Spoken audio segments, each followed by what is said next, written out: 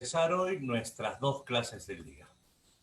En un primer punto tenemos que conversar sobre lo que corresponde a Edad Media y Edad Moderna, ¿correcto? En literatura. Y en un segundo punto tenemos que conversar sobre lo correspondiente a la gramática y a fonología en lenguaje. ¿Listo? A ver, comparto pantalla para empezar nuestra clase de hoy con el mejor ánimo posible. Como siempre, ni bien terminamos esta clase, te envío las diapositivas y te envío también las claves correspondientes para que las tengas a la mano. ¿Listo? Buenas tardes, Danitza. Hola, Jorge. ¿Cómo están? Estamos listos para empezar. Bueno, señores, ¿qué tal? ¿Cómo estamos? La semana pasada hicimos lo que era Edad Antigua, ¿te acuerdas? La semana pasada conversamos un poquito sobre Grecia, ¿cierto? Grecia, periodo jónico, Grecia, periodo ático, hicimos un panorama de Grecia y te mandé las claves correspondientes. Esta semana nos toca conversar sobre un siguiente capítulo de la pre. Intuyo, imagino, ¿correcto? Que ya estás enterado sobre cómo están yendo los avances en literatura en la pre San Marcos, ¿cierto? Ya te has enterado, por ejemplo, en los temarios de la pre, imagino que ya habrá llegado a tus manos los temarios de todos los cursos. Y si has visto los temarios, te habrás dado cuenta que el curso que más cambios ha sufrido es literatura. En el curso de literatura, para empezar, tú sabes que todo lo que hacían en 18 semanas, ahora lo van a hacer en 8 semanas. Es decir, han acortado algunos, o bueno, demasiados temas, y han agregado algunos temas también. Ahora está Jorge Manrique, ahora está Rómulo Gallegos, que en su tiempo estuvieron y que luego lo retiraron. Es decir, por ejemplo, esta semana están trabajando Jorge Manrique y de acá a 2 semanas van a trabajar Rómulo Gallegos. ¿Listo? Otro detalle más. La Pre San Marcos ahora está pidiendo que el alumno lea. Claro, doña Bárbara está incorporado, pero ahora la Pre San Marcos está pidiendo que el alumno lea. En las mismas clases de la Pre San Marcos se han dicho, el alumno tiene que leer porque las preguntas van a ser puntuales. Bueno, esto nos deja una inquietud enorme, porque este afán de leer tendrá relación directamente con el examen, obviamente no con el que a los que han pagado examen de admisión, a ellos sabes que no les afecta, pero a aquellos que están planeando postular recientemente, ¿cambiará eso? No lo sabemos. Entonces, ¿qué estamos haciendo? Nosotros vamos a trabajar el curso completo en la cantidad de semanas que hemos dicho y todo lo vamos a cumplir. Ahí no falla nada. Pero, lo que sí vamos a hacer es con el que desea, ¿correcto? Con aquel que desea, yo les voy a mandar o el archivo o el link, ya lo estoy dividiendo, para el que quiera ir leyendo el libro, pues les sugiero leamos juntos. Como vamos a tener semanalmente una asesoría, me está confirmando el profesor Jesús, en un horario aparte de clase, ¿correcto? En un horario aparte de clase. Entonces, yo cada semana les voy a dar un capítulo del libro o unas páginas del libro. Por ejemplo, la primera semana son 25 páginas. El que quiere, véngalo leyendo y conversamos en la asesoría. Y así leemos el libro juntos, de tal manera que cuando ya acabe el ciclo, habrás leído las novelas y no te haces drama, ni afecta tu preparación. Si tú ves un libro de 200, 300 páginas, te deprimes en la página 1. Pero si tú ves folletos de 25 páginas, no te estresas. Y tú no te vas a enterar si estás acabando o no, porque yo no te lo voy a decir. ¿Me entiendes? Ese va a ser el truco para el que quiera, ¿sí? Bienvenido sea.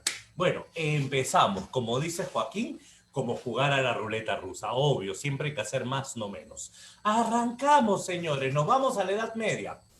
Si nos vamos a la Edad Media, lo primero que tenemos que considerar es que durante la Edad Media, vamos a tener nosotros un panorama que va del siglo V al siglo XV. ¿Estás de acuerdo? ¿Cierto? Si nosotros hablamos de la Edad Media, repito, esta va del siglo V al siglo XV. Recuerda que el siglo V se relaciona con la caída de Roma Occidental. El siglo V, repito, se vincula con la caída de Roma Occidental, año 476 después de Cristo. Y la Edad Media termina en el siglo XV, que se vincula con la caída de Roma, oriental. Y esto es en el año de 1453. 1453. Entonces, la Edad Media comienza con la caída de una Roma y termina con la caída de otra Roma. Si hablamos nosotros de Edad Media, tenemos una alta Edad Media y una baja Edad Media. ¿Listo? Claro, la toma de Constantinopla en el siglo XV. Un detalle importante. Para San Marcos son solo dos momentos, alta Edad Media y baja Edad Media. Para otras universidades se suele considerar tres, alta Edad Media, medioevo y baja Edad Media, ¿correcto? Para San Marcos, esto que en otras universidades se llama medioevo, simplemente es el punto de división, siglo XII. Del 5 al 12 aproximadamente va la alta Edad Media. Y para San Marcos, del 12 al 15 va la baja Edad Media. ¿Estamos bien? Ahora, un detalle rápido. ¿Qué diferencia vamos a encontrar? En la alta Edad Media la lengua predominante va a ser el latín. Y cuando aparece el latín se va a convertir en una lengua de culto.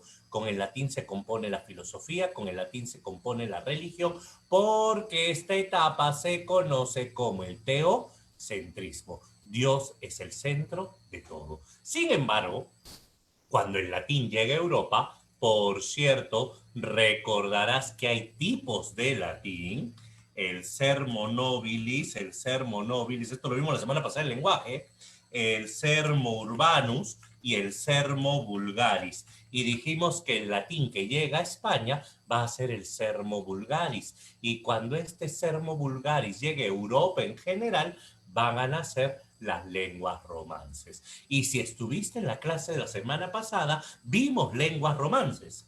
El castellano, español, ¿cierto? Español o castellano. El catalán, el italiano, el francés, el toscano, el rumano, se consideran lenguas romances. Y estas lenguas romances dan origen, escucha para la pre, dan origen a fines de la Alta Edad Media, así se dice, a fines de la Alta Edad Media dan origen al género épico. El género épico nace, repito, a fines de la Edad Media. El género épico nace con los juglares y los cantares de gesta.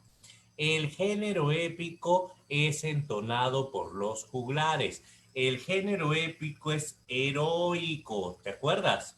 Este juglar es un poeta popular, es un poeta anónimo, es un poeta en verso, una métrica irregular, etcétera, etcétera, etcétera. Esto de acá es el inicio de la épica. Podríamos decir que los juglares nacen con el teocentrismo medieval, no del todo. Los juglares nacen con una orientación popular, sin una gran formación. Por eso son orales. Recuerda que los juglares ni siquiera manejaban la Biblia, porque la Biblia estaba en latín. ¿Listo? Ahora, luego nace el trovador. El trovador representa la lírica amorosa. Con el trovador, vamos a tener el inicio de la lírica amorosa. Un detalle importante, ¿qué debo saber del trovador? Nace a fines de la Alta Edad Media, casi inicio de la Baja Edad Media, y el trovador nace al sur de Francia. Esto es lo único que preguntan de los trovadores. Hasta ahora, lo único que preguntan de los trovadores, que nacen al sur de Francia y renuevan la lírica amorosa. Listo. Hasta el humanismo. Ojo, que entre el trovador y el humanismo hay un punto que se conoce como literatura clerical, literatura de la iglesia. Y en esta literatura clerical nosotros vamos a tener temática religiosa. Sin embargo, a mí me interesa una época de la Edad Media. Esta se llamó humanismo. Es decir, ¿qué es lo que más me interesa a mí de la Edad Media? ¿Cómo muere la Edad Media? Eso es lo que me interesa. La Edad Media es una edad de atraso, la Edad Media es una edad de estancamiento, donde lo que me interesa es cómo matamos a la Edad Media. ¿Quién mata a la Edad Media? El humanismo. ¿Listo? Por eso es que el humanismo se opone a la visión medieval. Por allí alguien me preguntaba entre semana, profesor, no entiendo, si los humanistas exaltaban a los clásicos, pero la Edad Media se oponía a los clásicos, ¿cómo los humanistas son medievales? Exacto. Por eso mismo, los humanistas son medievales, pero son aquellos que se oponen a la ideología medieval. En el humanismo vamos a tener un distanciamiento con la literatura religioso-clerical. Por eso, por más que a Dante algunos lo consideren autor de epopeya religiosa, Dante es más humanista que religioso. Petrarca llegó a afirmar que Laura era su diosa. Eso no es religión medieval, ¿me entiendes? Y Giovanni Boccaccio te mostraba a monjas y curas teniendo relaciones sexuales. Eso tampoco es muy medieval, ¿me entiendes? Es decir, estos quiebran, claro, la Divina Comedia, estos quiebran lo que se conoce como el orden medieval. Esta es la introducción a literatura medieval. Está sencillo, está fácil. Vamos, tómale un pantallazo si crees conveniente. Y continuamos con nuestro recorrido, porque hoy tenemos que hacer bastante. Me pareció haber contado la cantidad de diapositivas y creo que son 70, ¿sí? Así que vamos, nos apuramos. Obvio, el de Camerón no causó, la palabra no fue furor, sino escándalo. Escándalo, a la primera fue escándalo. Boccaccio alguna vez recibió la visita de Petrarca, quien en un primer momento le suplicó que no publique el libro y en un segundo momento lo alentó a que publique. Tú sabes que este Petrarca tiene una moral bien cambiante, ¿no? Petrarca un día quería volver al convento, otro día quería inmortalizar a Laura. Pero bueno, ahora, hablemos sobre esta Edad Media, hablemos sobre el humanismo. Este es el punto que te viene en examen de admisión. Si hablamos nosotros del humanismo, para que te ubiques, el Papa se llama Bonifacio, Bonifacio VIII.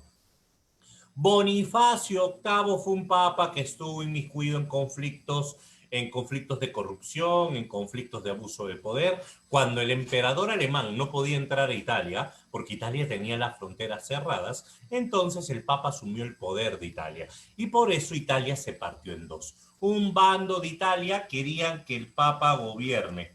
Estos se llamaron los güelfos. El otro bando italiano querían que el papa deje el paso al emperador. Estos se llamaron los gibelinos. Mientras que en Francia, cristianos peleaban contra musulmanes. En España, cristianos peleaban contra musulmanes. En Italia, cristianos peleaban contra cristianos. Esa es la diferencia. En Italia, debido al abuso de poder del Papa, vamos a tener un enfrentamiento cristianos contra cristianos. Y es aquí que aparece la escuela de Bolonia. Si hablamos nosotros de la escuela de Bolonia, es la primera universidad a nivel mundial.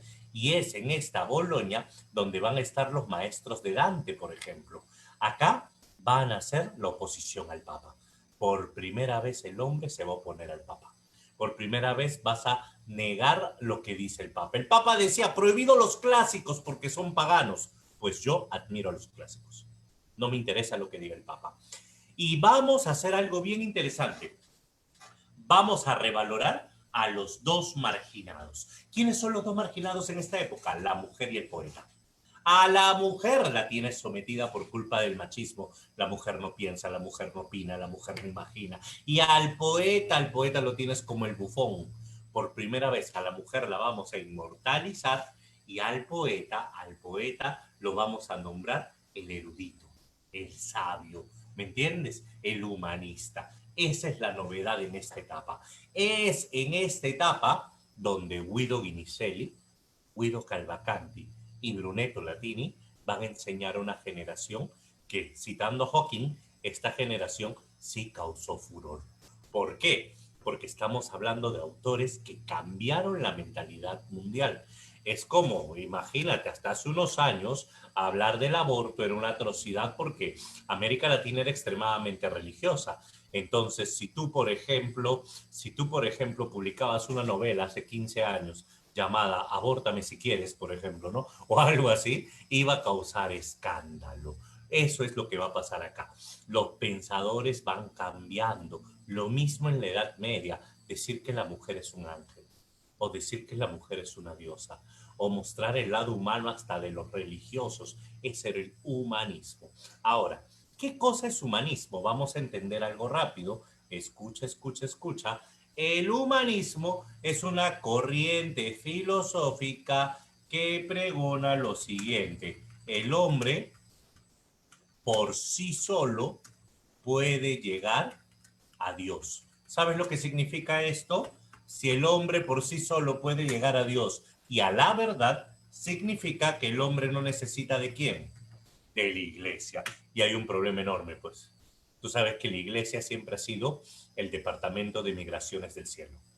Tú sabes que si la iglesia no te firmaba la visa, no entrabas al cielo. Y por ello también sacaba su provecho. Y por eso decir que el hombre puede llegar solo a Dios era una atrocidad para esta época. Y el hombre, ¿cómo puede llegar a Dios si no va a tener apoyo de la iglesia? Fácil. Primero, porque el hombre va a tener apoyo ¿de quién? De la dona angelicata. ¿Qué se hizo? La mujer angelical. La mujer angelical es aquella que te hace perfecto. Consíguete una mujer angelical y ya estás en el cielo. Consíguete, profe, ¿dónde las venden? Consíguete una dona angelical y ya estás en el paraíso. Y segundo, ¿sabes de dónde puedes aprender más? Leer la Biblia es importante, muy importante, pero la Biblia no es el único libro que te puede enseñar. El humanismo dice, existen muchos libros con sabiduría. Y acá vamos a tener, ¿qué cosa? La admiración, inclinación por los clásicos. Por eso, hoy en día, si te preguntan, ¿qué es humanismo? Desde una perspectiva filosófica, el humanismo es date cuenta, la posición de que el hombre puede llegar por sí solo a Dios. Y si te preguntan desde el punto de vista literario, ¿qué cosa es humanismo? Admiración por los clásicos. Por eso, cuando viene una pregunta de edad moderna y te dicen, y los escritores sintieron una gran admiración por los clásicos y se llamaron, siempre te piden completar, ¿no? Humanistas. El humanista es el que admira los clásicos.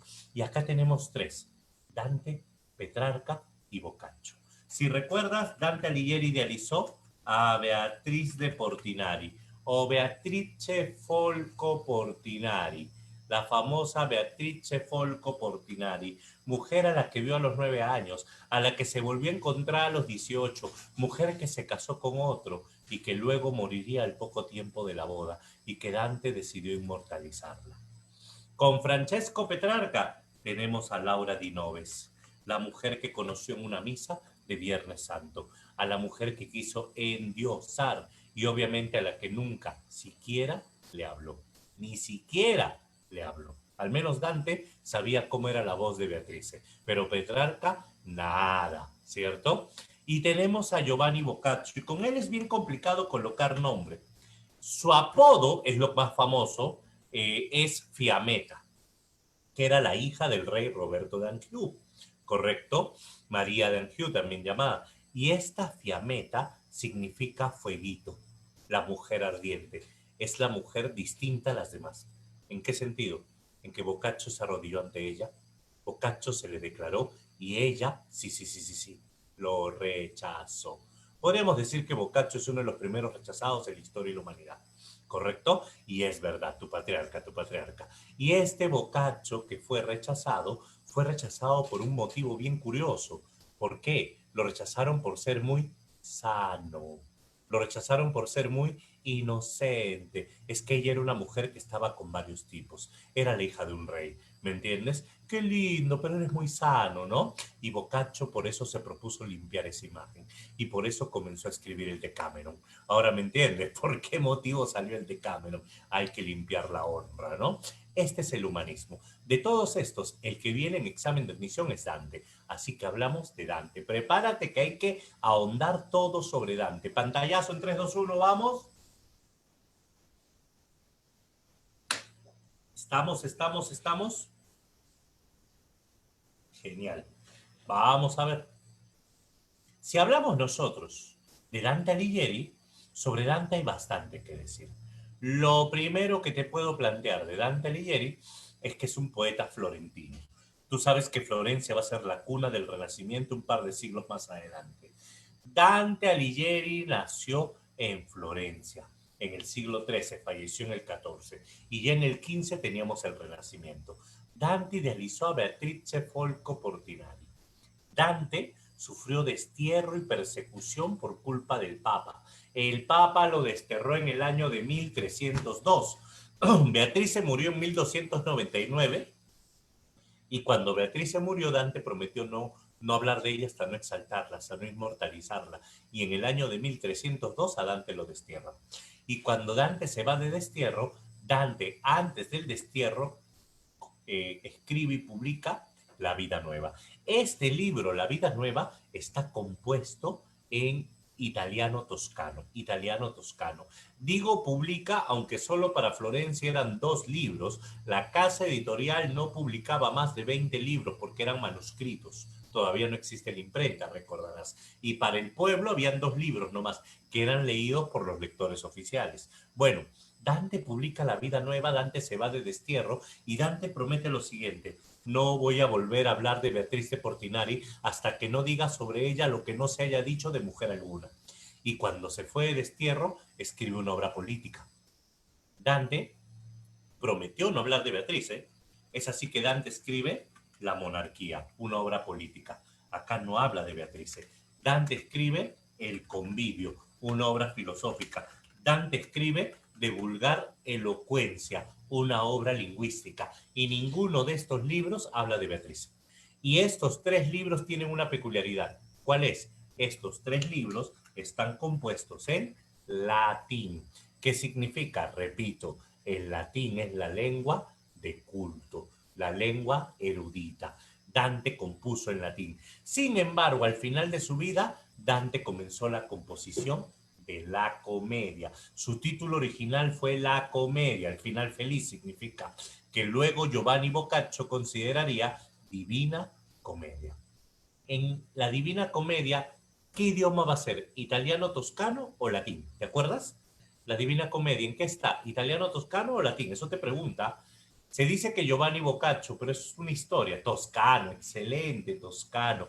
En italiano, toscano. ¿Por qué? Porque es para el pueblo. ¿Sabes por qué se le atribuye a Giovanni Boccaccio esto? No se lo puso de manera escrita. Lo que pasa es que el libro de Dante, como mencioné, se leía en la plaza de Florencia y había un lector oficial, y el lector oficial era Giovanni Boccaccio, y Giovanni Boccaccio se dicen que siempre afirmaba un canto más de la Divina Comedia del Divino Dante. Se dicen que fue Boccaccio el que inició este rumor, la Divina Comedia del Divino Dante. La cosa es que esto recién se aplicaría en el siglo XV. ¿Por qué? Porque cuando nace la imprenta, quieren publicar el libro de Dante, pero hay un problema. ¿Cuál es? ¿Qué nombre le ponemos? ¿La comedia o la Divina Comedia? Y allí la gente piensa, cuestión comercial, ¿con qué nombre lo conoce el pueblo? ¿Como comedia o como Divina Comedia? Como Divina Comedia. Hay siempre a lo largo de la historia libros que cambian de nombre por ello. Por ejemplo, La Florida del Inca Garcilaso. El libro no se llama La Florida del Inca. Acá en Perú le llamaban La Florida del Inca, pero el libro se llama La Conquista de la Florida. ¿Me entiendes? Y así sucede. Como la gente le cambia de nombre, cámbiale de nombre también. Allí va el asunto. Otro detalle. Acá Dante va a demostrar su gran calidad intelectual y sobre todo el conocimiento de la dona angelicata, la mujer angelical. Analicemos algunas características de Dante. Estas características son las preguntas de eco. Escúchame, estas características son las que te vienen siempre en preguntas de eco. Primero, a nivel de estructura, 100 cantos, 100 cantos. Ojo, escúchame, 100 cantos, no 100 más 1 de introducción. Si tú dices 100 más 1 de introducción, ya son 101. A veces vienen verdadero y falso y te engañan así. 100, punto. Y estos 100 cánticos se dividen en 3 cánticas más 1 de introducción. Ahí sí, profe, no entiendo. Fácil. Los primeros 33 cantos corresponden al infierno. El infierno de Dante tiene 33 cantos. El purgatorio de Dante tiene 33 cantos. El cielo de Dante tiene 33 cantos. Cada uno de ellos se dividen en 33 cantos. Si tú sumas, te salen, ¿cuánto? 99. Ah, por eso, acá sí, más 1 de introducción, que se conoce como la selva oscura. El canto 1 de la Divina Comedia se desarrolla como la selva oscura. Claro, ahorita vamos a hablar de los números cabalísticos. Dame un segundo, es el tercer punto. Mira, mira, mira. Otro, la estrofa en la que Dante compone toda la comedia se llama terceto. Y si recuerdas, el terceto son 1, 2, 3 versos en decasílabos. La Divina Comedia está compuesta en tercetos, que está conformado por 3 versos de 11 sílabas métricas. Y al verso de 11 se le conoce como endecasílabo. ¿Listo? Otro, la obra tiene números cabalísticos. Te planteo solo dos. El 3 representa la Trinidad. Escucha, el 3 representa, ¿me oyes? Representa la Trinidad. Alguna vez en el ciclo 2018-2, creo, vino la siguiente pregunta. La división en 3 alude a la presencia de la Trinidad. Así vino en la pre San Marcos. La división en 3 alude a la presencia de la Trinidad. Y la mayoría marcó verdadero pensando que era lo correcto. Es falso. ¿Por qué? Porque la Trinidad no está presente en los 3 lugares de la obra. La Trinidad solo está en el canto número 100. Y se alude. ¿Por qué? Porque Dante contempla a Dios. Así termina el libro. Dante contempla a Dios. Ojo, por cierto, Dante sí contempla a Dios. Y esto también vino en el mismo ciclo de la pre. Dante sí contempla a Dios. Lo logra ver y acaba el libro. Y me quedé maravillado de tanta inmensidad, viéndolo irradiando su poder en medio de un cielo lleno de estrellas. Con esas frases termina el libro. Otro, el 10 es importante, ¿por qué? Porque el 10 representa la perfección. En un sistema decimal, el 10 representa la perfección. Y algo bien interesante que tiene esta obra son los múltiplos, los cuadrados. 3 al cuadrado, ¿cuánto es? 9, un número repetido en la obra. 10 al cuadrado, ¿cuánto es? 100. Y el 100 y el 9 también representan la Trinidad y la perfección, pero obviamente en su máximo poder, con el ki elevado, para que te hagas una idea, ¿cierto? Ya está. Otra característica que tiene, y lo estarás notando, es que la obra está llena de dimensión alegórica. La obra está llena de símbolos. ¿Qué significa esto? Dante Alighieri no hizo un tratado filosófico. Pudo haber hecho un tratado filosófico. Dante Alighieri prefirió escribir una historia sencilla. Esto viene así tal cual en la pre. ¿Qué significa? Te cuento. Dante Alighieri pudo escribir un tratado filosófico, pero no quiso. En lugar de ello, Dante Alighieri decidió emplear símbolos y contar una historia sencilla. Así viene. Otra característica de la obra, la Divina Comedia tiene misión profética. ¿Por qué misión profética? Porque Dante se propone la reforma de un mundo anárquico. Dante se propone la reforma de un mundo corrupto. Y en esta obra vas a encontrar toda clase de personajes.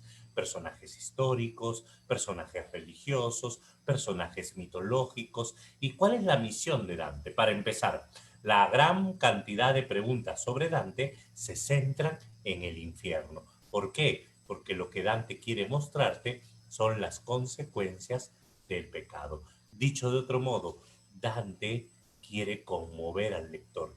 Dante busca reflexión en el lector. ¿Y cómo busca la reflexión del lector? Mostrándole las consecuencias del pecado. Si yo te muestro las consecuencias del pecado, es porque yo quiero que te conmuevas, es porque yo quiero que reflexiones. A eso se refiere. Y estas son las características recurrentes dentro de la Divina Comedia. ¿Está fácil hasta acá? ¿Sencillo hasta acá? Esto es lo que siempre viene como claves, así que apréndetelos. Ahora, un detalle. ¿Cuál es la diferencia entre selva oscura, infierno, purgatorio y cielo? Te cuento. En la selva oscura está Dante al inicio de la obra. ¿Por qué Dante está en la selva oscura? Dante está en la selva oscura porque Dante ha perdido su camino. La selva oscura representa el pecado. La selva oscura representa el mundo. El mundo pecaminoso. Eso es la selva oscura. El infierno, pecadores no arrepentidos. Estos están en el infierno. Los pecadores que nunca se arrepintieron, ¿se entiende? Aquellos que pecaron y que se sintieron felices de haber pecado. A mucha honra, este hereje, ¿me entiendes? Eso es un pecador no arrepentido. A diferencia del purgatorio. En el purgatorio se encuentran los pecadores arrepentidos. En el purgatorio se encuentran los pecadores que se arrepintieron de haber pecado. Esa es una enorme diferencia. Y en el cielo, San Marcos coloca la felicidad, así, la felicidad de los elegidos. Estos son los nombres que se asocian a cada estadio de la Divina Comedia. La selva oscura es el pecado, mundo pecaminoso, con el infierno están los pecadores no arrepentidos, con el purgatorio los pecadores arrepentidos y en el cielo la felicidad de los elegidos. Te cuento, con esto te salen casi todas las preguntas. Si has revisado la separata antes de venir a clase, con esto te salen casi todas las preguntas. Solo te faltan detallitos que te voy a contar como en 50 diapositivas, ¿ya? Pero vamos a pasar rápido, no voy a escribirlas, son puro dibujitos, son puro dibujito. Un artista llamado Gustave Doré, Gustavo Doré, en algún momento determinado decidió ilustrar las escenas más importantes de la Divina Comedia. Y es lo más valioso que puede haber, porque a carboncillo representó Gustavo Doré las escenas más bravas, más interesantes de la Divina Comedia. Y esas ilustraciones de Gustavo Doré son las que voy a plasmar acá en las diapositivas. ¿Listo? Ok, empezamos. Borro mi garabato, ya le tomaste pantallazo, imagino te di tiempo. ¿Listo? 3, 2, 1, empezamos. Arrancamos. Si hablamos, la obra comienza con la siguiente frase. A la mitad del camino de la vida me quedé perdido en medio de una selva oscura, alejado de la recta vía. Ese dibujo vino en San Marcos, ¿te acuerdas? Ese dibujo hace un par de años vino en examen de admisión de San Marcos. Curiosamente te preguntaba dónde se ubicaba Dante. Es lógico, si es canto 1, ¿dónde se ubica acá Dante? En la selva oscura. A la mitad del camino de la vida, Dante se perdió en medio de una selva oscura. Esta selva oscura representa el pecado. 3 fieras lo van a rodear y es Virgilio el que va a llegar en su auxilio. Y aparece el león. El león representa la soberbia, nunca baja la cabeza. Aparece la pantera con su piel brillosa acercándose hacia él, la lujuria. Y aparece la loba que representa la codicia o avaricia. León, soberbia. Pantera, la pantera es la lujuria y la loba, la codicia o avaricia. ¿Listo? Repito. ¿Qué tal, Renato? Sí, justo está en los títulos. Fíjate los títulos, fíjate los títulos. León representa la soberbia, la pantera la lujuria y la loba la codicia. ¿Qué son estos? Los 3 pecados que no dejan a Dante salir de la selva oscura. Es decir, podríamos decir que Dante está haciendo acá un mea culpa. Dante está asumiendo sus propios pecados. Dante está asumiendo sus propios pecados. Y cuando intentaba salir, apareció Virgilio en su auxilio. Pregunto, esto vino en el último ciclo de la pre. A Virgilio lo manda Dios, ¿verdadero o falso? Esto vino en el último ciclo de la pre, hace un par de semanas. Falso, falso. Descuida que en nuestras asesorías estás cordialmente invitado. En nuestras asesorías vamos a trabajar el material de la pre y vamos a conversar sobre los libros que está pidiendo la pre. Yo solo voy a pedir un favor, un capricho para mi asesoría. El único capricho para mi asesoría es que más de la mitad de alumnos tengan cámara encendida. Si no, no hay asesoría, ya he dicho. Esa fue mi condición que puse a la academia, porque a mí me gusta verlos, ¿ya? Ya lo saben, más de la mitad del salón cámara encendida, si no, no hay asesoría. Y les hago los materiales de la pre, les explico todo. Pero la cámara es lo único que yo pido. Vamos, vamos, sí, los retiramos. Muy bien, ahí está pronunciándose Academia Sigma. Los retiramos del Zoom. Ese es el único detalle de la asesoría. La asesoría es gratis. El único pago es que enciendas tu cámara para poder conversar. ¿Listo? Ya comienza la próxima semana. Hoy día coordino con Jesús la fecha y hacemos asesorías. Tú no te preocupes, ¿ya? Ya se va a coordinar, si no te preocupes. Tienes que estar atento, ¿ya? Ok, señores, seguimos. Te decía, ¿quién envía a Virgilio? A Virgilio lo envían 3 mujeres. Te cuento la idea. A Virgilio directamente lo envió Beatriz. ¿Pero por qué Beatriz? Porque Santa Lucía le dijo a Beatriz, oye, mira, ahí está tu amigo. ¿Y por qué Santa Lucía? Porque la Virgen María le dijo a Santa Lucía, oye, este es de Florencia. Entonces, se podría decir que son las 3 mujeres las que enviaron a Virgilio. La Virgen María, Santa Lucía y directamente Beatriz. ¿Listo? Ahora, una vez que Dante descienda al infierno, este es el canto 2. Aquí comienza formalmente la obra. Se dice que esta obra es una epopeya religiosa, lo dijimos en la clase 1. Se dice que esta obra es una epopeya religiosa. ¿Sabes por qué es una epopeya religiosa? Según algunos, porque esta obra intenta imitar las epopeyas de Homero y Virgilio. Por eso es que en el canto 2 Dante dice, canta, oh musa. Igualito que Homero, canta, oh musa, mi descenso a las profundidades infernales. Cuenta quiénes fueron los pecadores y cuáles fueron los pecados en que incurrieron. ¿Me entiendes? Y es así en que comienza el descenso. A ver, Wilmer, te explico esto. ¿Por qué interés de mostrarle todo eso a Dante? En realidad, ¿por qué interés de Dante de escribir todo esto?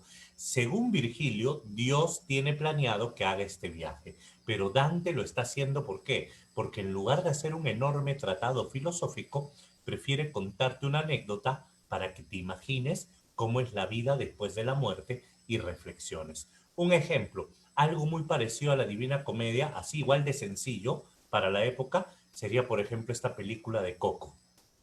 La película de Coco, que está basada en la leyenda del Día de los Muertos mexicano, por ejemplo, esta película se podría decir que es una anécdota que lo que busca es que no olvides a tus ancestros, que no olvides tus raíces, ¿me entiendes? Lo mismo, esto que se está contando Dante es una anécdota que lo que busca es que no caigas en el pecado. Lo que busca es reformar el mundo. Por eso se dice una misión profética. ¿Listo? Ahora, y Dante desciende al infierno. El infierno está debajo de la ciudad de Jerusalén. Este infierno es un cono invertido formado por 9 círculos. Vamos a plantear algunas cosas. Esta imagen es sencillísima. El infierno está debajo de la ciudad de Jerusalén porque se decía que el mundo tenía solo 3 continentes, Europa, Asia y África. Y en la Edad Media, Jerusalén era el centro de la tierra. Entonces, por ello, Jerusalén iba a ser el punto de partida para este infierno. No te preocupes, Wilmer. Dante pasa por la selva oscura que representa el pecado y es acá que Dante con Virgilio desciende. Primero va a llegar al punto de los indiferentes. ¿Quiénes son los indiferentes? Aquellos que vivieron por las puras. Esos que vivieron sin sentido. Luego Dante va a cruzar el río Aqueronte con el balsero Carón. Dante va a llegar al primer círculo, el limbo, los no bautizados. Dante, perdón, quiero estornudar. Me sale y no me sale el estornudo, discúlpame. Dante, luego de pasar por el primer círculo del limbo, llega al segundo círculo, los lujuriosos. En el círculo de los lujuriosos, Minos con su cola decide a qué círculo del infierno te vas.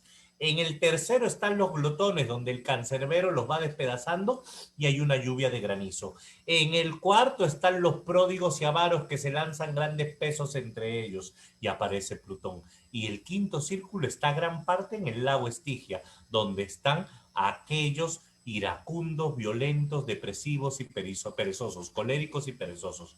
Luego viene una enorme muralla, la muralla de Dite, y Dante llega al sexto círculo. En el sexto círculo están los herejes quemándose en sus tumbas. Luego viene el río de sangre, los violentos, y acá el séptimo círculo, violentos contra el prójimo, violentos contra uno mismo y violentos contra Dios. El círculo más grande del infierno es el octavo, porque el octavo círculo es el círculo de los falsos, se llama Malevolge, y el luego de pasar la fosa de gigantes, el noveno círculo corresponde a la traición, donde Lucifer mastica a Judas, Casio y Bruto, los 3 traidores del mundo antiguo, llegando así al centro de la tierra. Ese es el infierno. Descuida que eso no es lo único que te voy a contar, esta es la introducción nomás. Ahora vamos, te cuento el infierno. Resumen de todo esto. Bueno, Dante llega al antiinfierno, llega al vestíbulo. En este antiinfierno están las almas recién llegadas. ¿Cuál es la condena? Imagínate, son personas que no las quieren en el infierno, son personas que no las quieren en el cielo, son personas que no las quieren en el purgatorio. ¿Qué has hecho para que ni en el infierno te quieran? Son los que vivieron por las puras. Los indolentes son los que vivieron por las puras. Están condenados a correr y correr y correr eternamente sin saber por qué, así como fue su vida, sin saber por qué. de la casa a la academia, de la academia a la casa, todo el tiempo. ¿Cierto? Es el castigo de los indolentes. Algunos los pican las avispas y están revolcándose porque son como aquellas personas que les pidieron ayuda. Hijo, ayúdame con los platos. No puedo, tengo clase en Zoom. Hijo, ayúdame con esto. No puedo, tengo transmisión en vivo. Igualito, igualito. Este es el castigo de los indolentes. Los que nunca hicieron algo por los demás, los que vivieron por las puras. Los que sí son pecadores, los que sí son, con las indirectas, los que sí son pecadores son los que van a cruzar el río Aqueronte. Y para cruzar el río Aqueronte tienes que pasarla con el balsero Caronte. Con el balsero Caronte. El balsero Caronte es el que se encarga de conducir las almas al otro lado. Al inicio no quería llevar a Dante, pero Virgilio lo convenció. Carón o Caronte lo va a ayudar a cruzar el río Aqueronte. Primer círculo del infierno. En el primer círculo del infierno está el limbo. En el primer círculo del infierno están los poetas y los filósofos. Esta espada de acá la tiene Homero. El que está acá, el que está acá con la espada en la mano es Homero, el padre de la literatura heroica. Esquilo, Sófocles, Eurípides, acá pertenece Virgilio. Puro hombre bravo. Y atrás está otra manchita brava. Sócrates, Platón, Aristóteles, poetas y filósofos en el limbo. Ni pena ni gloria. El limbo es el lugar donde están aquellos que fueron buenos, pero que no gozaron del bautismo. Luego viene el segundo círculo.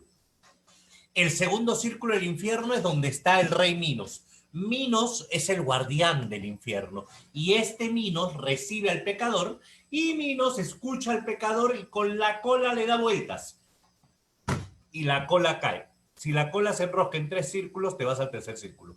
Si la cola se enrosca en 5, te vas al quinto círculo. El juez del infierno es el rey Minos. ¿Y cómo te juzga? Con su cola. Acá en el segundo círculo, los pecadores están siendo arrastrados por vientos huracanados, así como fue tu vida. Te dejaste llevar por los vientos huracanados, te dejaste llevar por la lujuria. Este es el segundo círculo del infierno. Y acá Dante ve a Francesca da Rimini y a Paolo Malatesta. Y ellos le cuentan su historia.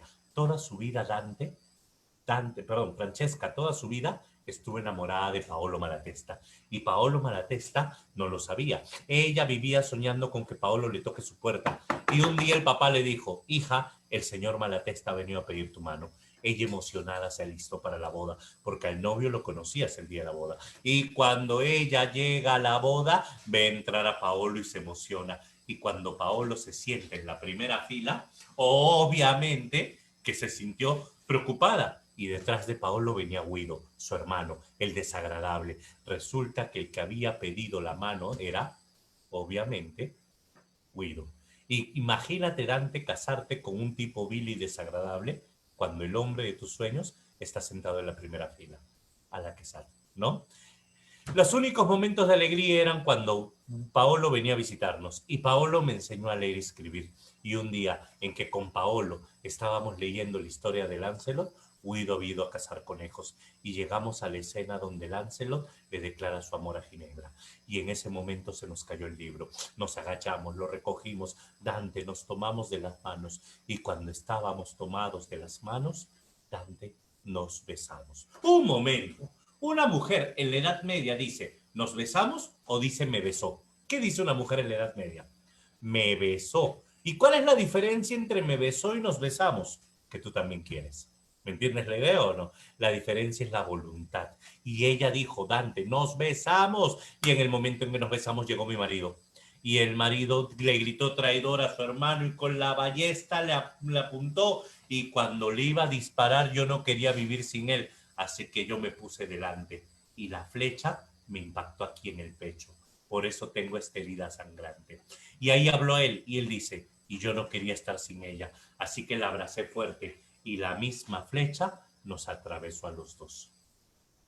Por eso ella dice, yo no cambiaría ninguno de mis días en el infierno con Paolo por una eternidad en el cielo sin él.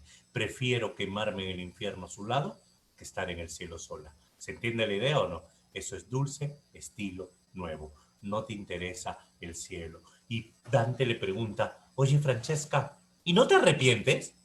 Bueno, Dante, la verdad, me arrepiento de algo. ¿De qué? De que nunca termine el libro. Es de lo único que me arrepiento. ¿Te das cuenta? O sea, pecadora y a mucha honra. Eres pecadora, mujer pecadora. Ahí está. Vamos, siguiente. Dante llegó al tercer círculo, los glotones, condenados a comer lodo y excremento eternamente. Los glotones revolcándose en ese, revolcándose en porquería, mientras que el cancerbero los va despedazando. Y cuando el cancerbero apareció rabioso, Virgilio recogió una oreja del suelo y se la dio en una de sus bocas. Y parecía que se calmó. Y fue allí donde Dante siguió su camino.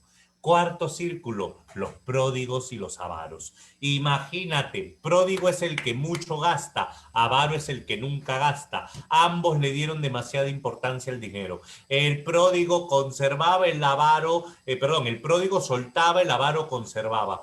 ¿Cuál es el castigo? A los dos les vamos a dar dinero. Imagínate, llegó tu bono, te doy 1.000.000 de soles en moneda de 10 céntimos. Habla, chapa tu 1.000.000 de soles en moneda de 10 céntimos. Míralos cómo están.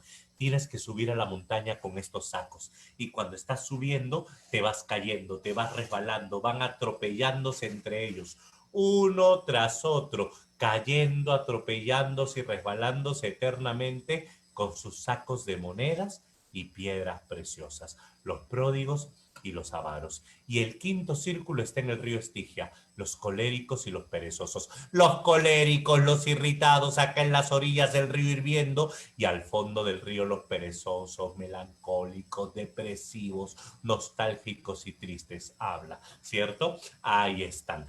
Este es el quinto círculo. Dante sube a la balsa de Flegias y cuando está cruzando hacia el otro lado, un hombre se sube a la balsa y este hombre quiere tumbar la balsa y Virgilio lo echa. Y es allí que Dante dice, a ese lo conozco.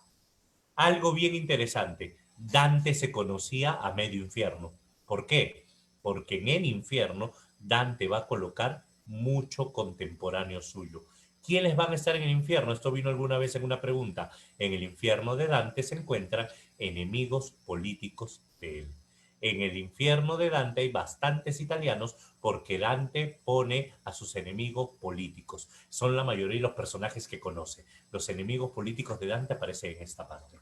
Llegas a la puerta de Dite. Para entrar al sexto círculo, las puertas están cerradas. Y como las puertas están cerradas, detrás de los muros de Dite aparece Lerinia, aparecen las hermanas de la Gorgona, las Erinias, las Furias, y llamaron, Gorgona, ven, ven, que acá llegó un vivo, conviértelo en piedra. Virgilio me abrazó fuerte y me dijo, no mires. Me abrazó como un padre abraza a su hijo, símiles como las epopeyas, ¿no? Me abrazó como un padre abraza a su hijo. Te ruego que no mires, porque si tú miras, sí te convertirás en piedra, ya que tú estás con vida. A nosotros no nos puede hacer nada. Reza Dante, y de pronto los rezos de Dante hicieron que aparezca un ángel a toda velocidad. Y este ángel vengador, Dante solo escuchó. Este ángel reventó las puertas de Dite. Este ángel arrojó a las erinias, arrojó a la gorgona. Y cuando Dante abrió los ojos, todos estaban tendidos en el suelo. Y Dante pudo entrar. Es así que Dante atravesó la ciudad de Dite. A partir del sexto círculo comienza el infierno propiamente dicho, porque este infierno tiene que ver con la maldad. Del primer al quinto círculo se llama pecado por exceso, pecado por incontinencia, pero a partir del sexto círculo ya es pecado por maldad. Y Dante ingresa. Dante en el sexto círculo va a encontrar a los herejes. Los herejes decían que no hay vida después de la muerte, pues por eso están condenados a estar en sus tumbas. Acá Dante encuentra a uno de sus maestros, Guido Cavalcanti. Y es más, algo bien interesante, acá Dante encuentra un papa hereje, el papa Anastasio. También lo coloca por acá. Luego, Dante llega al séptimo círculo. Los violentos, violentos contra uno mismo, los suicidas, aquellos que practicaron la suicidación, los suicidas. Y acá los suicidas están convertidos en árboles, árboles cuyas ramas se asemejan sus extremidades. Y si tú arrancas una de estas ramas, les duele como que arranques uno de sus dedos. Dante arrancó una rama y el árbol comenzó a gritar, maldito, mi mano, le decía. Los suicidas. Los violentos contra el prójimo, siendo atacados por los centauros. Acá están Quirón con los demás centauros de la mitología griega. Dante ve a los centauros, Dante ve a los al minotauro. Un detalle importante, a partir del sexto círculo comienzan los seres mezclados, mitad hombre, mitad algo. Las erinias, la gorgona, los centauros, el minotauro, más adelante viene Gerión. ¿Por qué? Porque a partir del sexto círculo se aflora el lado animal del hombre. Es el lado animal del hombre. Y el séptimo círculo, violentos contra Dios, son los homosexuales. Acá una lluvia de fuego eterna, semejante a la de Sodoma y Gomorra. Y acá Dante encuentra a otro de sus profes. Qué buen alumno, cómo le hace Roche. A Brunetto Latini. Brunetto Latini era uno de los profes de la escuela de Bolonia que pregonaba siempre la necesidad del hombre femenino.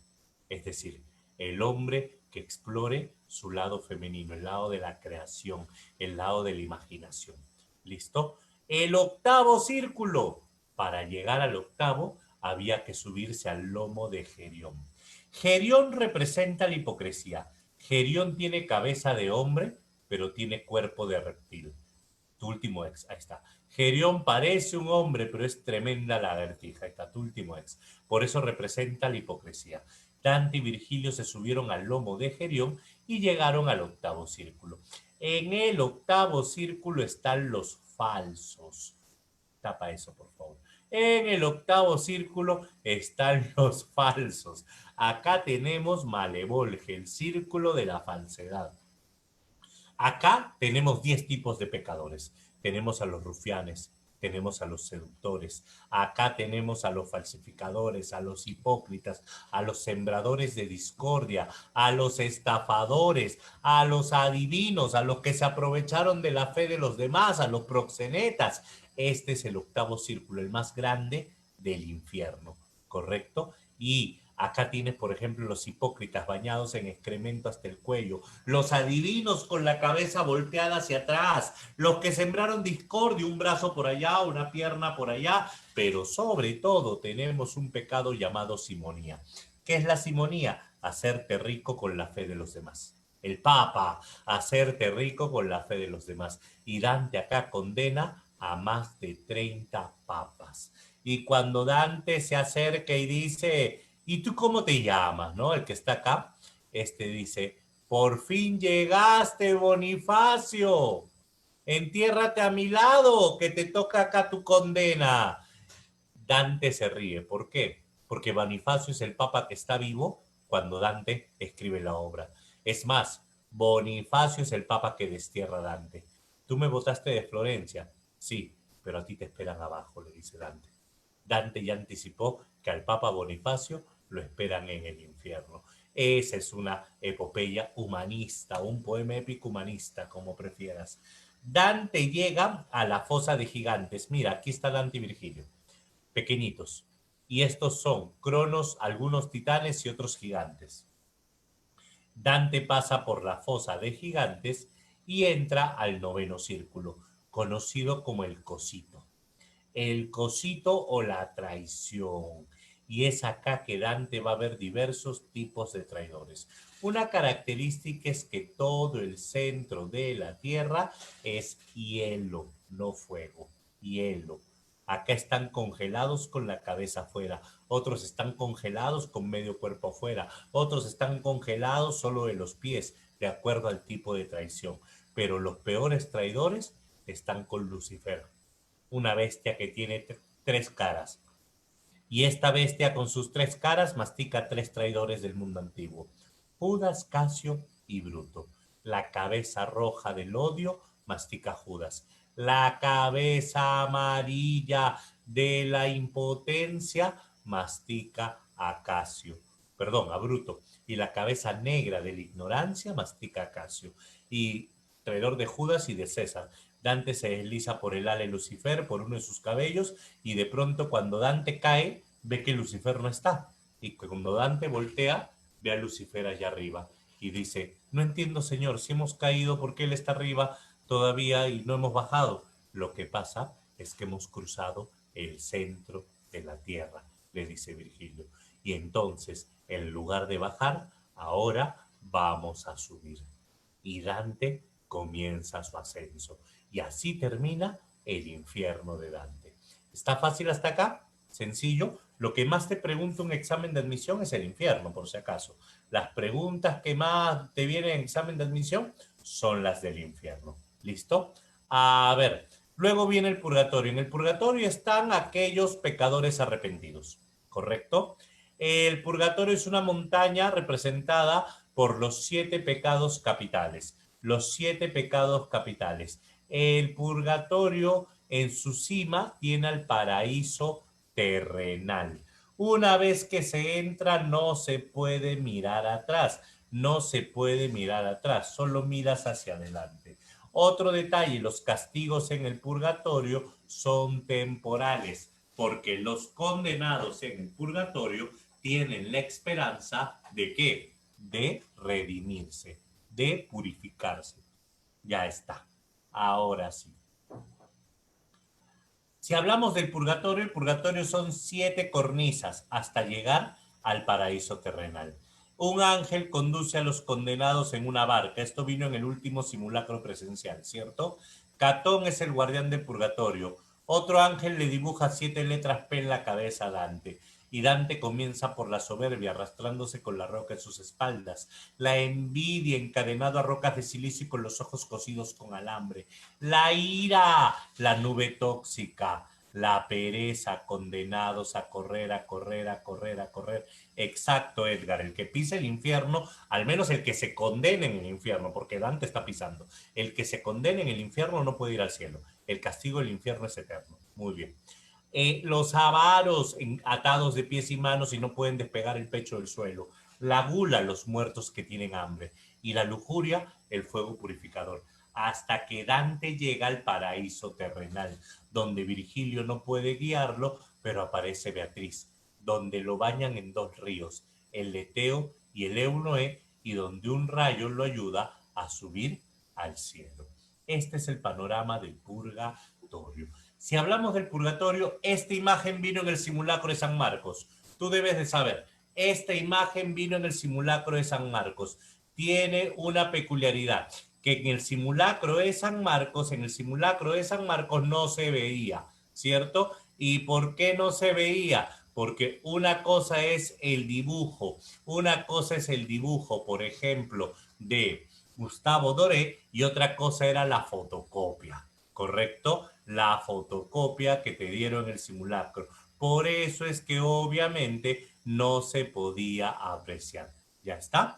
Ahora, en realidad lo que se ve ahí es un ángel en la parte adelante de una barcaza que es el que lo va a guiar, ¿correcto? Y este ángel es aquel que lo va a llevar. ¿Ya está? A ver, ¿qué me saca? ¿Cuánto duró el viaje de Dante? Una semana, Semana Santa. Una semana prácticamente duró el viaje de Dante. A ver, un detalle importante. Dante ve a los pecadores arrepentidos. Y es acá que Dante se encuentra con Catón. Catón es el guardián del purgatorio, un romano.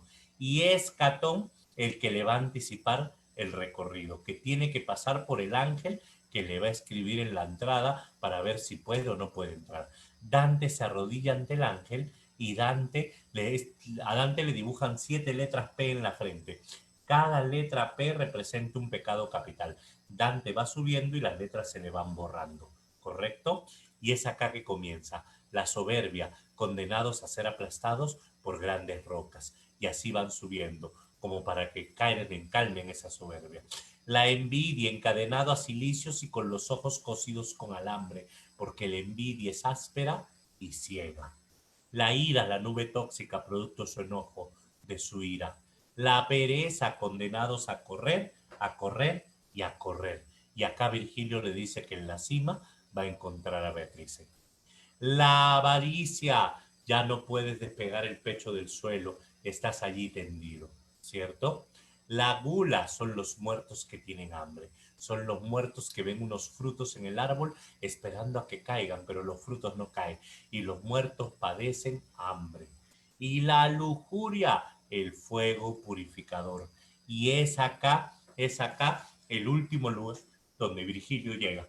Virgilio lo deja hasta acá y es acá que Dante atraviesa la llamarada de fuego y Dante llega solo al paraíso terrenal. Y en el paraíso terrenal aparece una mujer llamada Matilde. Y Matilde, con su coro de mujeres, lo va a bañar a Dante en 2 ríos. El río Leteo es el río que te borra los malos recuerdos. Te bañas en el Leteo y te olvidas de todos los ex. Y el río Eunoé es el río que te hace recordar las cosas bellas. Y acá recuerdas las cosas más hermosas que has vivido. ¿Listo? Dante se baña en estos ríos y Dante ve una procesión enorme que representa la Biblia. Una procesión formada, el mismo Dante lo dice, escucha, esto es alegórico, 45 ancianos. Detrás de los 45 ancianos, un hipogrifo. Luego vino una carroza. Al costado de la carroza había un buey, un águila, un león y un hombre. Detrás de estos había un hombre con espada. Detrás habían 18 mujeres con flores y al último un viejo cansado. Esto es alegórico, ¿sabes por qué? Porque interpreta, 45 ancianos son los 45 libros del Antiguo Testamento. El hipogrifo representaba a Jesucristo, que trajo una nueva vida para la iglesia. La carroza es la iglesia, buey es San Mateo. El águila se asocia con San Lucas, el león se asocia con San Marcos, el hombre con San Juan, el hombre con la espada es el libro de los Hechos de los Apóstoles, las 18 mujeres son las 18 cartas de Pablo y el viejo cansado es el Apocalipsis. Esto es alegórico, ¿te das cuenta? La obra se vuelve mucho más compleja. Por eso es que son pocas preguntas las del purgatorio o el cielo, porque ya es una obra más compleja. Beatrice, quien representa la gracia para San Marcos, Beatriz representa la gracia divina para San Marcos. Para otras universidades todavía representa la fe. Y Beatrice lo va a guiar hacia el cielo. Y Dante con Beatrice suben por los 9 planetas o cielos. Luna, Mercurio, Venus, Marte, Sol, Júpiter, Saturno, estrellas, cielo móvil, cristalino, hasta el Empirio. ¿Listo? Ahora, Dante va subiendo de cielo en cielo, ¿correcto? Y va encontrando diversos elegidos. En la luna están los espíritus incumplidos, sacerdotes y monjas que no cumplieron sus votos. En Mercurio están los espíritus cumplidos, los que sí cumplieron sus votos. En Venus están los amorosos. En el Sol están los sabios.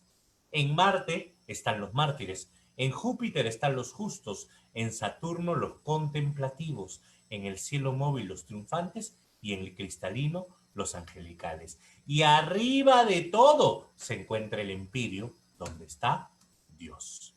Y Dante comienza. Acá ya no escucha dolor. Acá Dante ya no escucha llanto. Acá lo que Dante escucha es la felicidad de las almas puras. Cantos. Acá Dante se encuentra con seres como el rey Salomón, por ejemplo, en el cielo de los sabios. Acá Dante se encuentra con la rosa cándida, la contemplación de la rosa cándida y la contemplación de Beatrice también. Dante va a llegar hasta Saturno, donde están los espíritus triunfantes, donde se encuentran Pedro, Santiago y Juan y donde aparece Jesucristo. Y le preguntan qué es la fe, qué es la esperanza, qué es el amor. Y cuando Dante puede seguir, acá le afirman que Beatrice no puede seguir. Es aquí donde Dante se despide de Beatrice. Y Dante va a tener que seguir su camino, no solo con San Bernardo. Esto no viene en San Marcos. Curiosamente, hasta ahora no se entiende por qué, pero San Marcos no menciona a San Bernardo. Pero San Bernardo sería el último guía de Dante. Otras universidades sí lo preguntan, por cierto. Otras universidades sí lo preguntan. Y sería San Bernardo el que lo lleve por los espíritus angelicales. Ángeles, arcángeles, tronos, dominaciones, potestades, serafines, querubines, hasta llegar a la contemplación de Dios. San Bernardo le dijo, abre los ojos, reza, y cuando por fin Dante abrió los ojos, Dante dice, y me quedé maravillado de tanta inmensidad, irradiando su poder en un cielo lleno de estrellas. La obra termina con la palabra estrellas. ¿Está fácil hasta acá? Este es el panorama de Dante. Con esto te salen todas las preguntas que te puedan poner en el examen de admisión. ¿Listo? Ahora sí, después de haber visto como 50 diapositivas, recién es media clase. Ahora falta esa cara de Micaela. ¿Cómo? Ahora falta la otra mitad. Ya vimos la Edad Media, ahora nos falta la Edad Moderna. Si tú miras la preactual solo coloca Dante y teoría. Ya cuando hagamos las asesorías, ahí te voy a explicar qué ha cambiado la pre. Pero nosotros, si nos basamos en el prospecto que está publicado, tenemos que ver un poco de Romeo y Julieta. En la preactual ya no viene Romeo y Julieta, pero nosotros sí vamos a mencionar un poco. Primero, la preactual termina con esto. Escucha. Renacimiento, barroco y neoclasicismo es edad moderna, aunque si revisas el material de la Pre San Marcos, acá borraron esto. En lugar de neoclasicismo, si has revisado el material de la Pre, en lugar de neoclasicismo, acá viene con el nombre de ilustración. Así te lo preguntan. No como neoclasicismo, sino como la variante política, la ilustración. Y la ilustración es la etapa política vinculada al neoclasicismo y a la Revolución Francesa. Vamos a plantear, el Renacimiento nace en el siglo XV, escúchame, el Renacimiento nace en el siglo XV y se prolonga hasta el siglo XVI. El Renacimiento tiene como base el humanismo. El Renacimiento tiene como noción principal el antropocentrismo. El hombre es el centro de todo. En el Renacimiento predomina la belleza como sencillez. En el Renacimiento vamos a tener la presencia del individualismo, la admiración por los clásicos, la imitación a los clásicos. Son algunas características del Renacimiento. El Renacimiento es la caída del viejo orden feudal. Eso viene ahora en la pre. El Renacimiento es la caída del viejo orden feudal. No del todo, obviamente. Cambia el orden feudal, pero no acaba la monarquía, por si acaso. Y el barroco se desarrolla en el siglo XVII. El barroco es complejidad. El barroco es pesimismo. El barroco es odio al hombre, odio al presente. El barroco es exuberancia formal. El barroco es demasiado adorno. Y esto vino en la pre actualmente. El barroco es conciencia de lo efímero del hombre. El barroco es conciencia de que te vas a morir. El barroco es por eso, ¿para qué vivir si me voy a morir? Eso es barroco. Y este último punto, al que la Pre San Marcos denomina ilustración, ¿correcto? Es el punto que San Marcos le va a poner el nombre de 18, el siglo de 18. Es acá donde aparece René Descartes, el racionalismo. Pienso, luego existo. Es esta etapa a la que se le va a dar mucha importancia a la filosofía y a la ciencia. Estas son características del último ciclo de la Pre. Es esta etapa de ilustración donde aparece la Real Academia Francesa, aparece la enciclopedia, aparece Rousseau, aparece Voltaire, aparece Montesquieu, aparece el cardenal Richelieu, y en literatura aparece el neoclasicismo, así lo ponen en la pre, que en realidad el neoclasicismo es el paso del 17 al 18, pero para San Marcos, como ven, ilustración solo te piden 18. Y es acá donde aparecen autores como Molière, el autor de El Avaro. Si revisan las preguntas de la pre-San Marcos, le dan más importancia a lo histórico que a lo literario. Pero este es el panorama de la Edad Moderna. Con todo lo que acabamos de hablar, te invito a que revises las semanas 2 de la pre. No importa el ciclo, todas las semanas 2 de la pre, la semana 2 de la pre, perdóname, del ciclo actual. De los ciclos pasados, semana 3. Los ciclos pasados, semana 3 de la pre. Es todo lo que estamos haciendo hoy, ¿correcto? Ahora, vamos a ver algo interesante. Tenemos que hablar de la era isabelina. ¿Puedo borrar? Listo, pantallazo, ya está. Genial. Muy bien. A ver, le metemos borrador.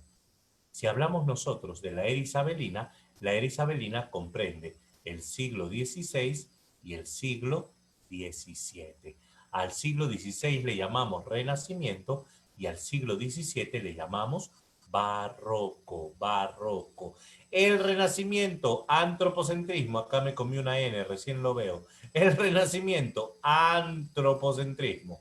Si no te decía ni cuenta te dabas. El Renacimiento, sencillez, búsqueda de la belleza, individualismo. El barroco es pesimismo, complejidad, exuberancia.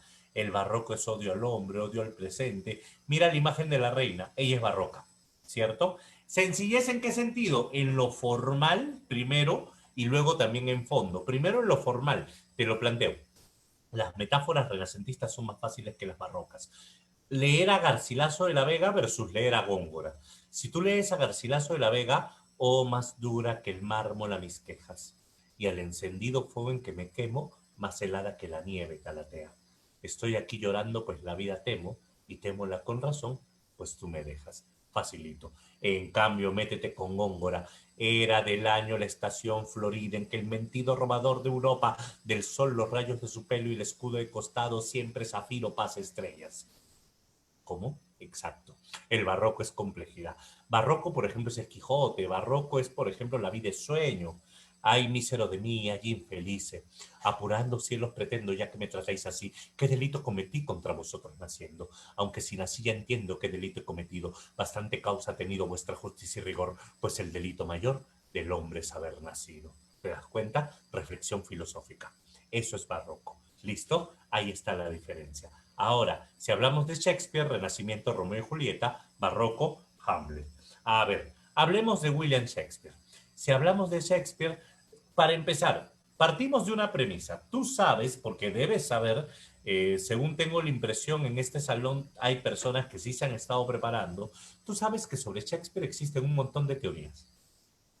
Desde la teoría que es el gran genio escritor hasta la teoría en que no sabía ni siquiera escribir, que Shakespeare solo sabía leer, que Shakespeare es el gran fraude en la literatura inglesa, que Shakespeare lo que era un testaferro que alquiló su nombre a otros escritores. Hay teorías, pruebas no. Por consiguiente, nunca esto va a venir en examen de admisión si se queda en teorías.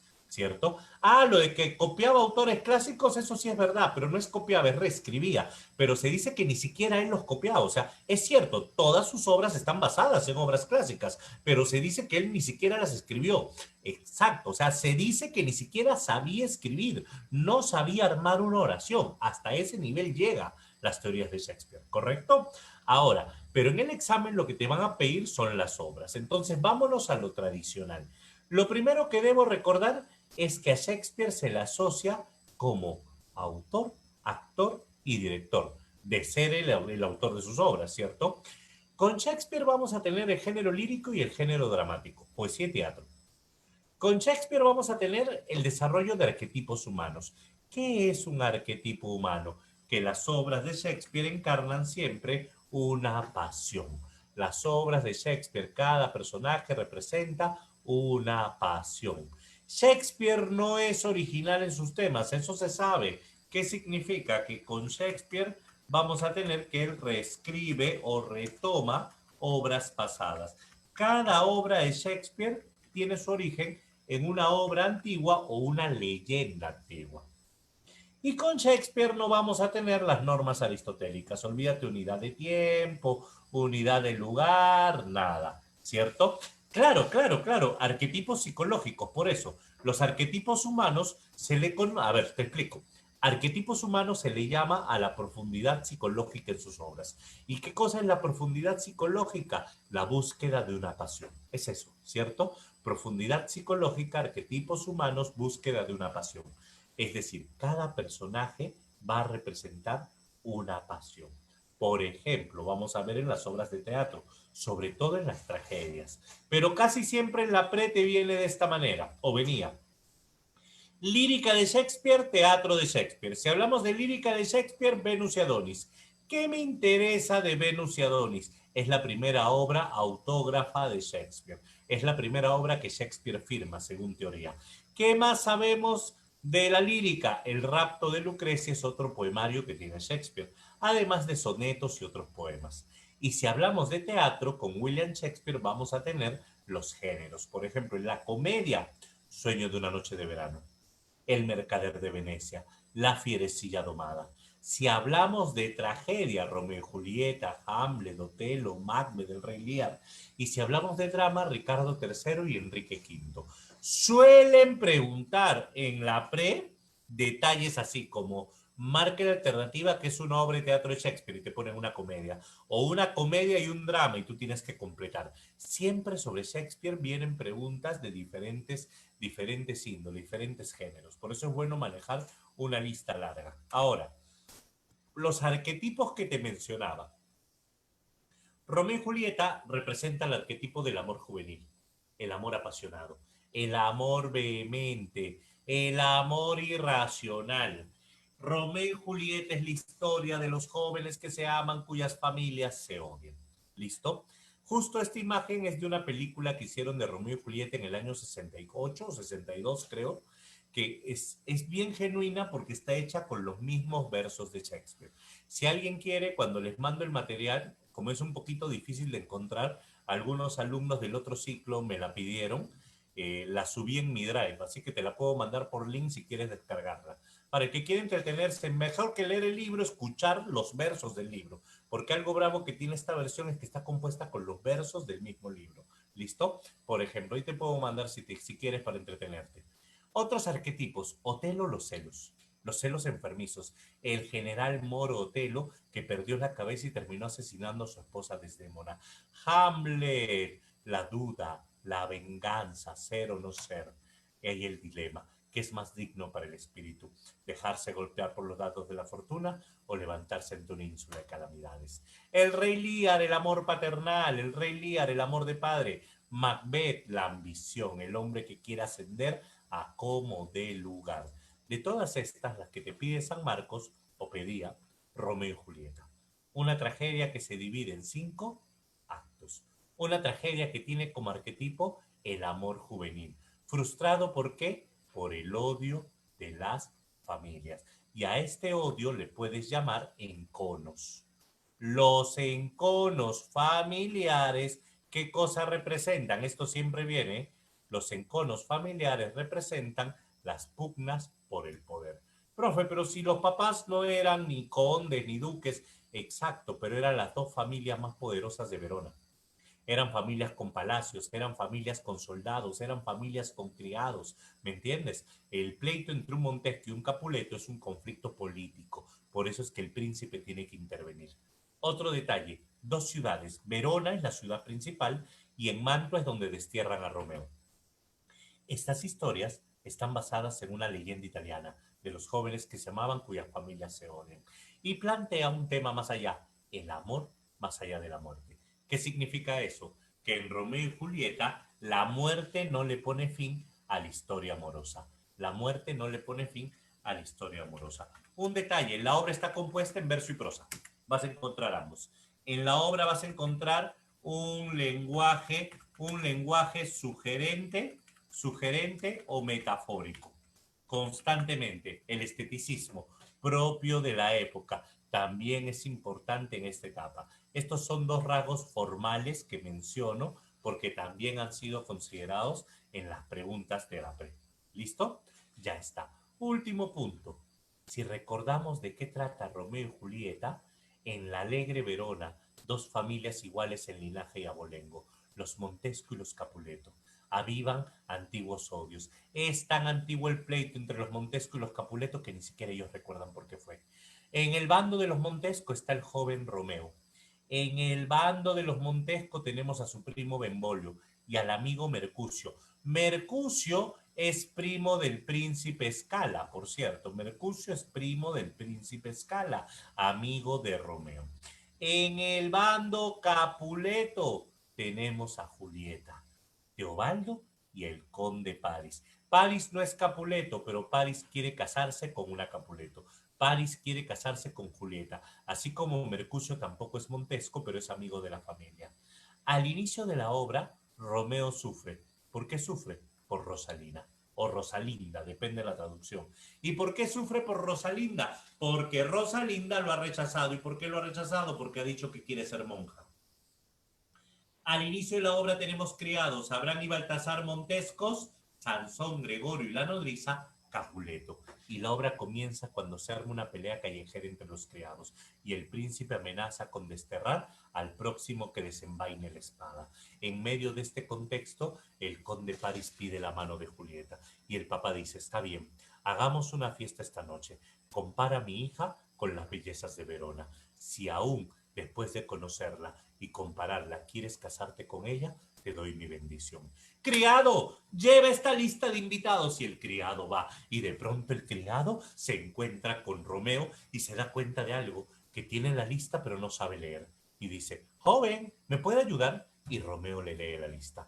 Cuando Romeo le lee la lista, en ese momento lee el nombre Rosalina. Y esto es una fiesta en casa de mi amo. Y por ayudarme a leer, le voy a dar una invitación. ¿Y quién es tu amo? El señor Capuleto. Y si no son montescos, bienvenidos sean a la fiesta. Obviamente el criado inocente se va, Romeo se ríe, pero Benvolio le dice, tenemos fiesta. Es así como ese día Romeo terminaría en casa de Julieta. Recuerda que la obra inicia un domingo. Ese domingo por la noche Romeo llega a casa de Julieta. Romeo no la conocía y cuando Romeo la ve se queda impresionado. Romeo se para detrás de ella y Romeo roza sus dedos por sus manos. Ella voltea al sentir las cosquillas. Romeo la mira y dice, increíble, si parece una santa.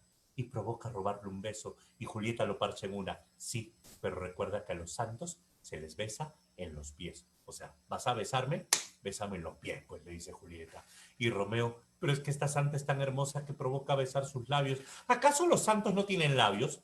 Claro, dice Julieta, labios que sirven para la oración. Chale. Y dime, ¿y los santos no besan? Sí, juntar palma con palma es el beso de los santos. Buenas tardes, caballero. Y le da la mano. Mira tu mano tan santa. Mira tu mano tan pura. Mira tu mano tan perfecta. Mira mi mano tan sucia, pecadora e imperfecta. Mira cómo acaricio mi mano por tu mano y tú sonríes. Mira cómo acaricio mi mano por tu mano y tú te alegras. Y le agarra la mano y dice, ¿y si este milagro hacemos con nuestras manos? ¿Por qué no hacemos lo mismo con los labios? Y cuando Julieta reaccionó, ya le había robado un beso. Has pegado tu pecado en mis labios, mi pecado, y ¡pah! De regreso le dio otro. Pues devuélvemelo. De ir y de vuelta lo agarró Romeo. Julieta, te llama tu mamá, viene la nodriza. Y Julieta se va corriendo. ¿Su mamá? ¿Quién es su mamá? La ama y señora de esta casa, mi señora Capuleto. Cuando Romeo escuchó el nombre Capuleto, Romeo emprendió la fuga. Pero alguien lo había visto, Teobaldo. Teobaldo le dijo al tío, déjame matarlo. ¿Cómo vas a matarlo? ¿Quién es? Es Romeo. Ese Romeo es bueno. Todo Verona está orgullosa de él. Yo no voy a permitir que en mi casa le hagas daño. Pero tío, vete, vete ya, le dice. Y en ese momento, Romeo está saliendo. Y la nodriza dice, perdón, Julieta dice, nodriza, averíguame el nombre de ese joven. Y la nodriza va y le pregunta a Teobaldo. Y cuando se entera, dice, es, es un Montesco. Se llama Romeo.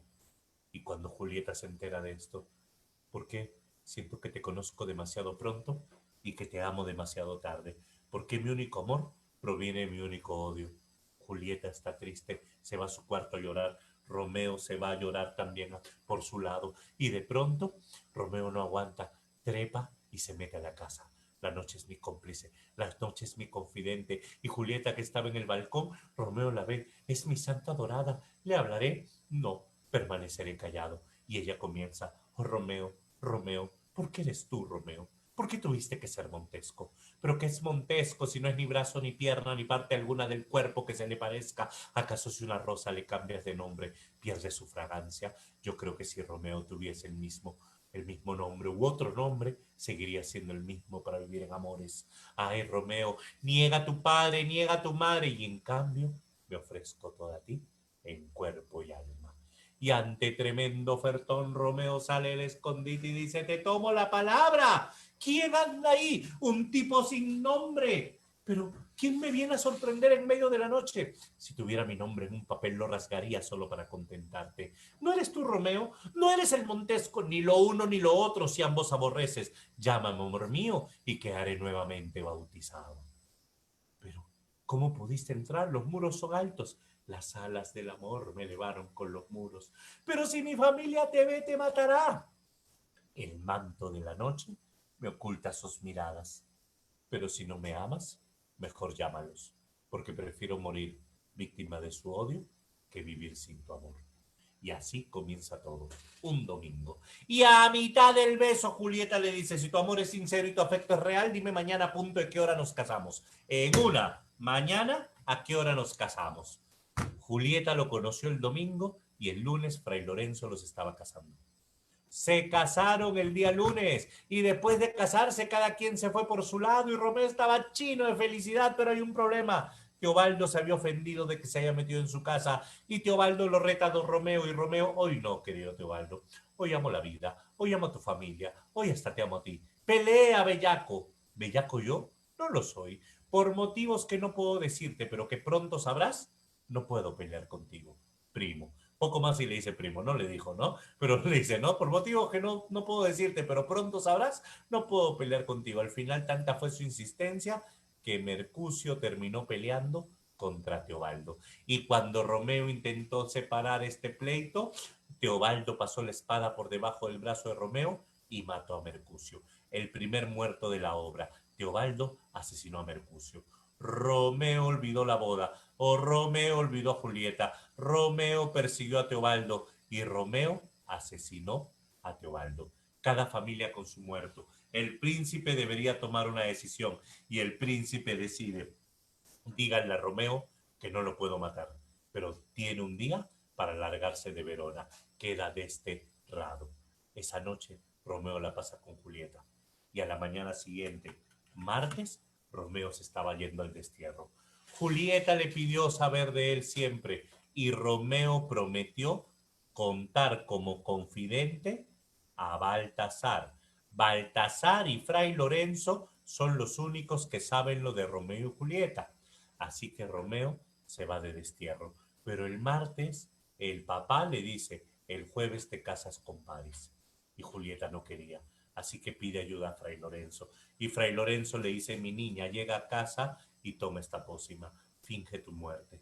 A la mañana del miércoles, tu familia creerá que estás sin vida y te traerán hasta aquí en solemnes funerales. Yo te tendré aquí y por mensaje mío, Romeo vendrá. Yo mandaré a Fray Juan a que le avise a Romeo y cuando Romeo venga de noche, tú despertarás y el jueves amanecerán juntos en Mantua y serán felices por siempre. Expectativa. Ese es el plan. Sin embargo, Julieta llegó el martes, tomó la pócima, el miércoles le hicieron los funerales, pero ocurrió un detalle. Cuando le hacían los funerales a Julieta, Baltasar lo vio. Y que a Baltasar no le habían contado del plan.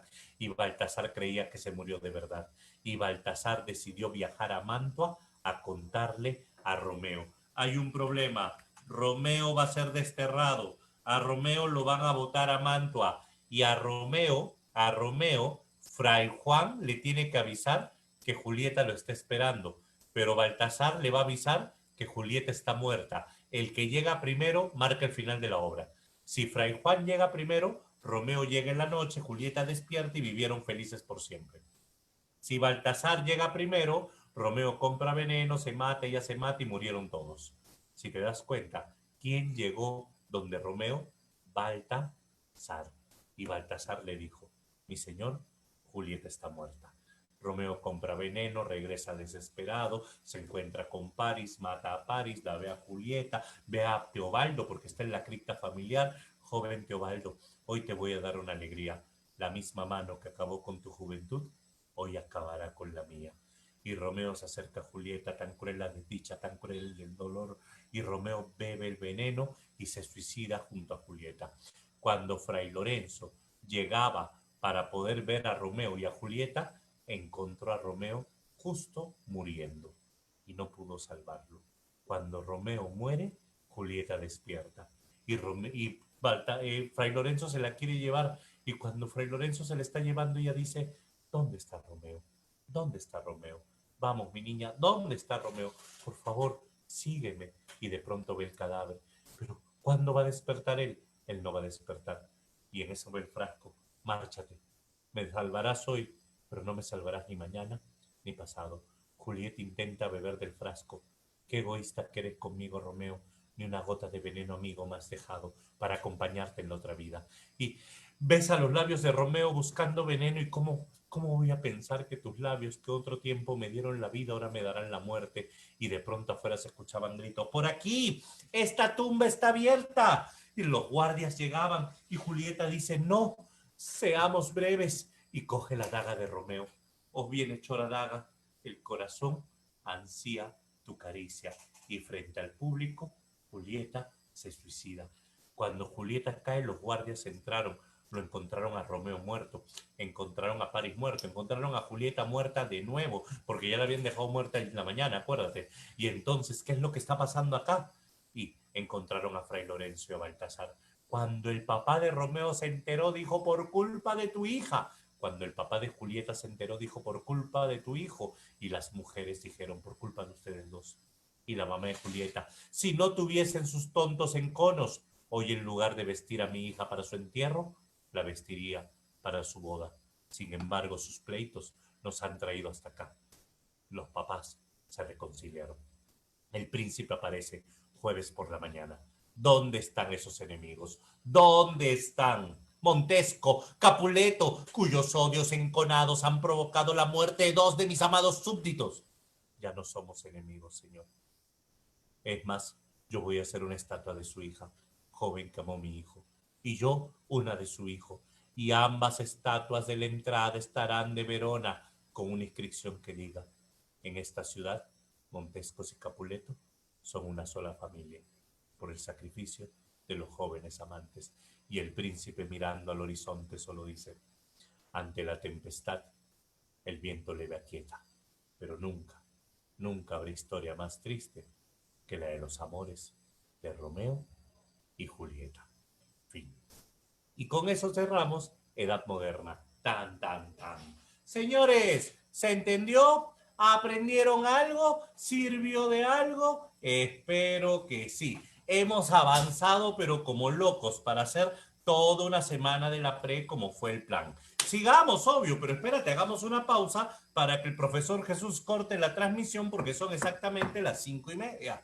Y pasamos al siguiente punto. No te preocupes, respira un poquito y déjame respirar a mí también. Vamos, vamos. Listo, Maestro Jesús, ¿estás por ahí? Jesús.